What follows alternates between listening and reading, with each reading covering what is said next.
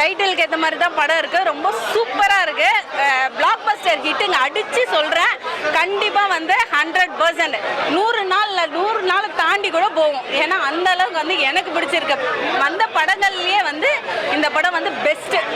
எல்லாரும் குடும்பமாக போய் பார்க்கலாம். இருக்காரு எல்லாமே நல்லா ஒர்க் அவுட் ஆயிருக்கு. ஃபர்ஸ்ட் ஹாஃபில் நல்லாவே சிரிப்பு வருது, செகண்ட் ஹாஃபில் நல்லா எமோஷ்னலாக இருக்குது.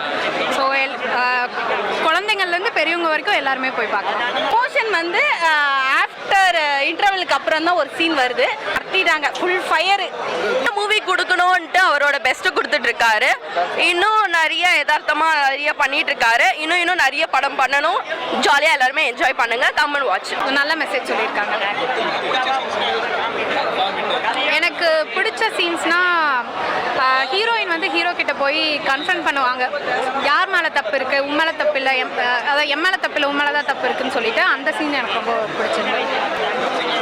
மியூசிக்கும் ரொம்ப நல்லா பண்ணியிருக்காரு. அவரோட கிளைமேக்ஸ் தான் முக்கியமாக வந்து கொஞ்சம் சோகமாக எமோஷனலாக போயிட்டு இருக்கும்போது கிளைமேக்ஸ் வந்து ஒரு ரிலீவிங் பாயிண்ட்டாக இருந்தது. ரொம்ப சிரிச்சுட்டே நல்ல மெசேஜ் போயிட்டுருக்கு, ஆனால் சிரிச்சுட்டே அதை வந்து பார்க்குற மாதிரி இருந்தது. நல்லா இருந்தது. எதையுமே வந்து அப்படியே அழட்டிக்காமல் அப்படியே சால்ட்டாக முடிகிறாரு. அதுதான்